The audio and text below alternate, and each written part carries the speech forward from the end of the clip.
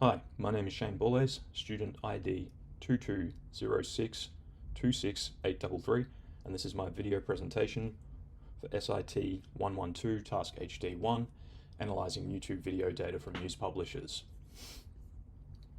The objective of this task was to extract, clean, and visually analyse YouTube video data from 4 publishers pertaining to a set of keywords related to the chosen topic, the Russia-Ukraine conflict. We chose Question E2, which required the use of regression analysis and visualization techniques to test a series of hypotheses surrounding the effect of video variables on comment sentiment. The data was clean, merged, and prepared for analysis, and scatter plots were created to visualize the relationship between the average video comment sentiment score and 3 hypothesis-independent variables. For each hypothesis, the correlation coefficient between the 2 variables was calculated and the p-value was obtained to determine the strength of a relationship. Keywords being Russia, Ukraine, and war, and the channels being Fox News, BBC News, CNN, and Reuters. I chose these as these are all major publishers, and I figured we'd be able to get the most amount of comments and data from those channels. Here we have all the libraries and modules that are to be loaded and used. My own one was the SciPy stats, which was imported so that I could get the Pearson coefficient score and the Z-score to be used in the later questions.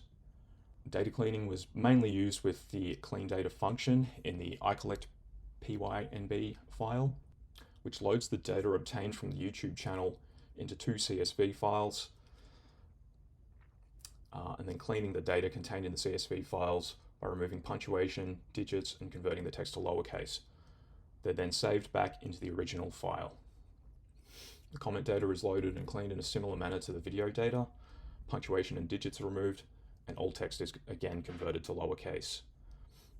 Duplicate comments are removed, and comments with missing text are also removed. Non-English language is filtered out of the comments. Further preparation of the data was performed in D2, mainly converting the date time and breaking it down into weeks, months, and years. Also converting the duration column into seconds. Data is then prepared by putting it into pandas data frames in the videos and comments, and a merger is performed on both of those data frames into the video comments combined data frame. The 2 functions here, get sentiment score and get sentiment. The first takes a text input and returns a sentiment score using the TextBlob library. If the text is null, it returns 0, otherwise it uses TextBlob to analyze the sentiment of the text and returns a polarity score. While the get sentiment function creates a sentiment label, positive, negative, or neutral. If the text is null, it returns neutral, otherwise it uses a TextBlob to analyze the sentiment of the text and returns a label based on its polarity score. Let's now move to question E2, where I'll explain my code and implementation. I'll start by creating columns in the video comments data frame, video sentiment score, and video sentiment. These both apply the get sentiment score and the get sentiment functions to the video title columns to get the sentiments and store them into new columns. This same step is also applied to get the comment text sentiment score and saves them into new comments in the video comments data frame. Next, we create subplots and figures, setting the fig size and also the orientation of the plots to be displayed. For this question, we decided to have 3 rows and 1 column. We create a data frame, common sentiment mean, which groups the data frame by video ID and gets the mean of the comment sentiment score. We then get video sentiment by dropping duplicates of video comments data frame, video ID. We then create a video sentiment data frame by removing duplicate rows from video comments and select the video ID and video sentiment score columns. These data frames are then merged into a new comment title sentiment data frame, and they're merged on the video ID, which are both a common column and key of the previous 2 data frames created.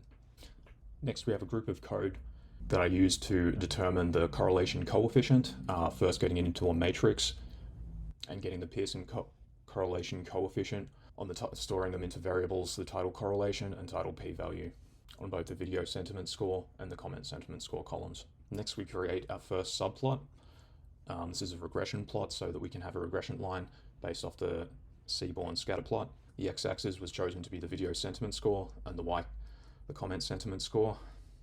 Axis 0 is showing that this is going to be the first plot of the three when displayed. We have a confidence interval of 95%, and below that we have our formatting for the plot so that we can have clear and effective visualization. Next, formatting was performed, setting the title, Y label, and X label to their relevant titling, with formatting chosen so that it is clear and easy to read. From there, we added text, basically creating my own legend with all the relevant information to improve the readability of the visualization. For hypothesis 2, we create a data frame, number of likes, which groups the data by video ID and sums the like count. We then merge the previously calculated comment sentiment mean with a newly created data frame number of likes into a new data frame comment like sentiment, and these are merged on the common column value video ID. The Z-score is worked out or calculated, taking 3 standard deviations, or all data contained within 3 standard deviations, taking the absolute value of 3, so it applies to both negative and positive values, and then we drop the outliers found that are outside of that range. Next, as in hypothesis 1, we get the Pearson correlation coefficient for the like count and comment sentiment scores. Again, an identical plot is created, this time going in the second of the 3 plots. To do that, the axis is now set to 1, and we change the titles accordingly. Hypothesis 3 is trying to find if a duration sentiment.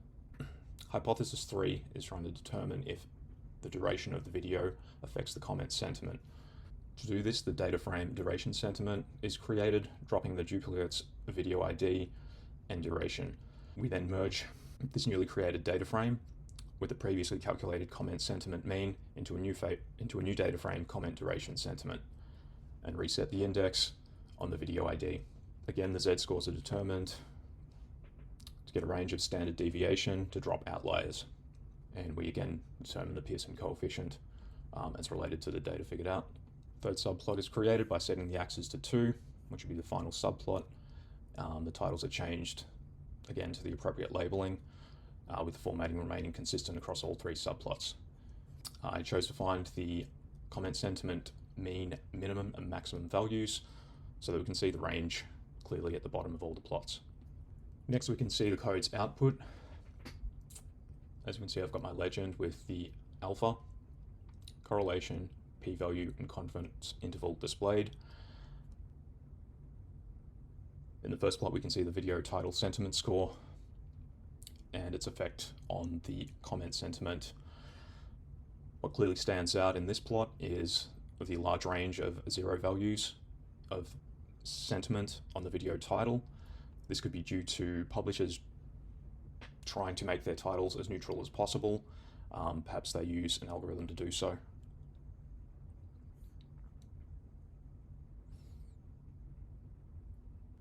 Here we have the second and third plots. We can clearly see the regression line and the confidence interval, as well as all the data points in the scatter plot.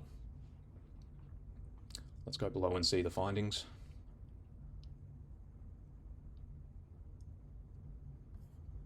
For observation 1, we find that there is a meaningful relationship between the sentiment of a video title and the sentiment of its corresponding comments.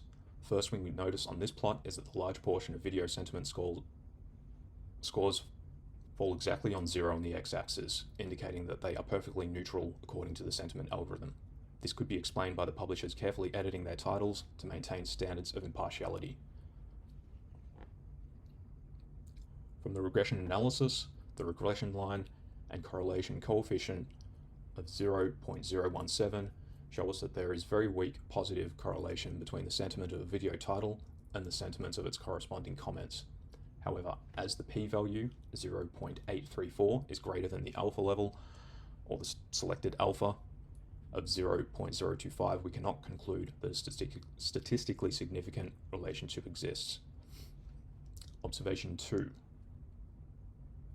For hypothesis 2, we found that there is a meaningful relationship between the video likes and the sentiment of its corresponding comments.